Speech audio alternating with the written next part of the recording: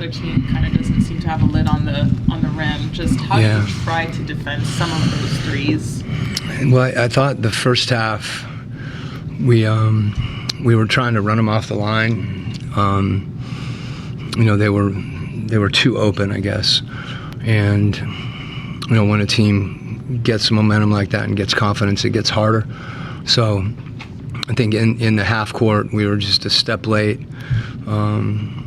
With some rotations, and they were getting those windows and they were making them. I thought as the game progressed, shots got harder. We talked about, I thought we'd get better defensively as the game progressed, but you want to try to do as much as you can to make those shots, more difficult and have them be more contested and not as open. And how do you think the guys sort of responded to some of that in the second half with kind of getting back into the game? You get it to one really, really late. Yeah. No, I felt like, that's been characteristic of this team, just showing that resilience, and we just hang in there and claw your way back, and made a lot of plays to put us right there, and then obviously couldn't quite get over the top in that situation. And I think it gets back to defending for 48 minutes, and that's a general term.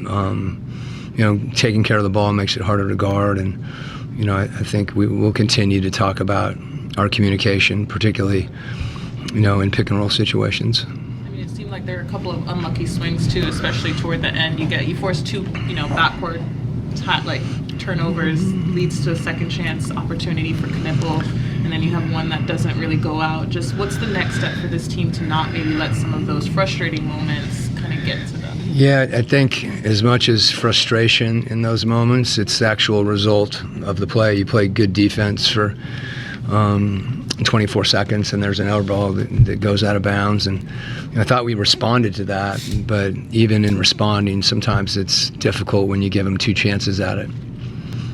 Coach, you briefly touched on this, but just those two shots that LaMelo hit towards the end of the game, those seemed like the daggers. Just what did you see out of that defensive? Well, I think it was the 3 times that he was ready to lay the ball in that happened before that last shot.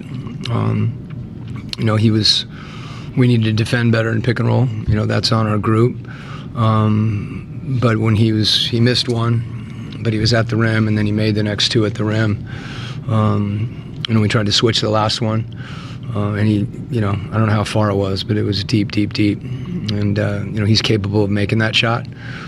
But you never know the result of that. If he misses, or if you don't make an adjustment, if he lays the ball in again. So usually when a guy's on the rim that consistently and laying the ball in, you need to try to do something. And then obviously this was Trey's first game back. I know he only played 20 minutes, but what did you like about how he seemed to kind of didn't miss a beat in terms of moving the ball around and getting guys involved?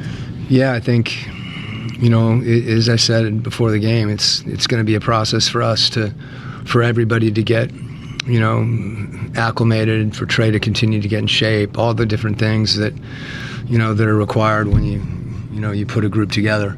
And it's good to have a first step in that process and be able to look at it and continue to try to find ways to be better as a group.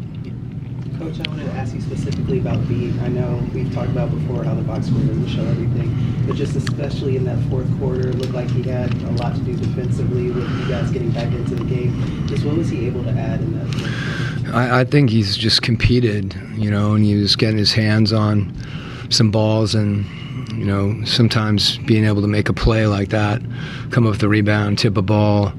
You just want that kind of energy to try to impact the game, even if it's in subtle ways. Thank you, Coach.